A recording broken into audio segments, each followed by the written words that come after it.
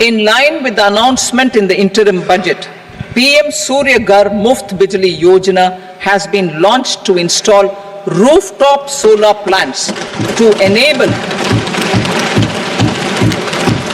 1 crore households obtain free electricity up to 300 units every month. The scheme has generated remarkable response with more than 1.28 crore registrations and 14 lakh applications, and we will further encourage it. Pumped storage policy. A policy for promoting pumped storage projects will be brought out for electricity storage and facilitating smooth integration of the growing share of renewable energy with its variable and intermittent nature in the overall energy mix. Research and development of small and modular nuclear reactors. Nuclear energy is expected to form a very significant part of the energy mix for Vikasit Bharat. Towards that pursuit, our government will partner with the private sector for 1. Setting up Bharat Small Reactors, 2. Research and development of Bharat Small Modular Reactor, and 3. Research and development of newer technologies for nuclear energy. The R&D funding announced in the interim budget will be made available for this sector also. Advanced ultra supercritical thermal power plants. The development of indigenous technology for advanced ultra supercritical thermal power plants with much higher efficiency has been completed. A joint venture between NTPC and BHEL will set up a full-scale 800 megawatt commercial plant using AUSC technology. The government will provide the required fiscal support. Moving forward, development of indigenous capacity for the production of high-grade steel and other advanced metallurgy materials for these plants will result in strong spin-off benefits for the economy. Roadmap for hard-to-abate industries. A roadmap for moving the hard-to-abate industries from energy efficiency targets to emission targets will be formulated. Appropriate regulations for transition of these industries from the current perform, achieve and trade mode to Indian carbon market mode will be put in place. Support to traditional micro and small industries. An investment grade energy audit of traditional micro and small industries in 60 clusters, including brass and ceramic, will be facilitated.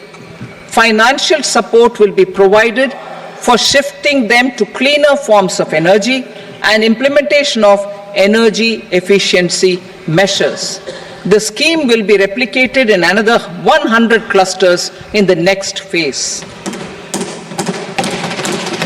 Priority 7, infrastructure investment by central government. Significant investment the central government has made over the years in building and improving infrastructure has had a strong multiplier effect on the economy.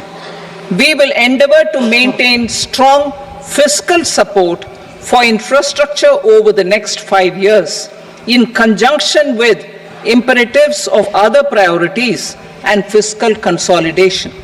This year, I have provided 11,11,111 crore rupees for capital expenditure. This would be 3.4% of our GDP. Infrastructure investment by state governments. We will encourage states to provide support of similar scale for infrastructure, subject to their development priorities. a provision of 1.5 lakh crore rupees for long-term interest-free loans have been made this year also to support the states in their resource allocation. Private investment in infrastructure. Investment in infrastructure by private sector will be promoted through viability gap funding and enabling policies and regulations. A market-based financing framework will be brought out. Pradhan Mantri Gram Sadak Yojana. Phase 4 of the PMGSY will be launched to provide all-weather connectivity to 25,000 rural habitations which have become eligible in view of their population increase. Irrigation and flood mitigation. Bihar has frequently suffered from floods, many of them originating outside the country. Plans to build flood control structures in Nepal are yet to progress. Our government, through the Accelerated Irrigation Benefit Program and other sources, will provide financial support for projects with estimated cost of 11,500 crore rupees, such as the Kosi-Michi intra-state link and 20 other ongoing and new schemes, including barrages, river pollution abatement, and irrigation projects. In addition, survey and investigation of Kosi-related flood mitigation and irrigation projects will be undertaken.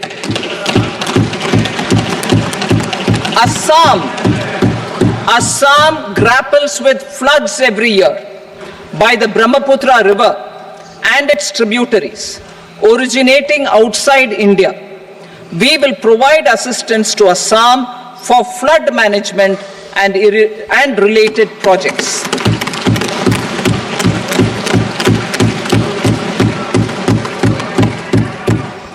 Himachal Pradesh suffered extensive losses due to floods last year. Our government will provide assistance to the state for reconstruction and rehabilitation through multilateral development assistance.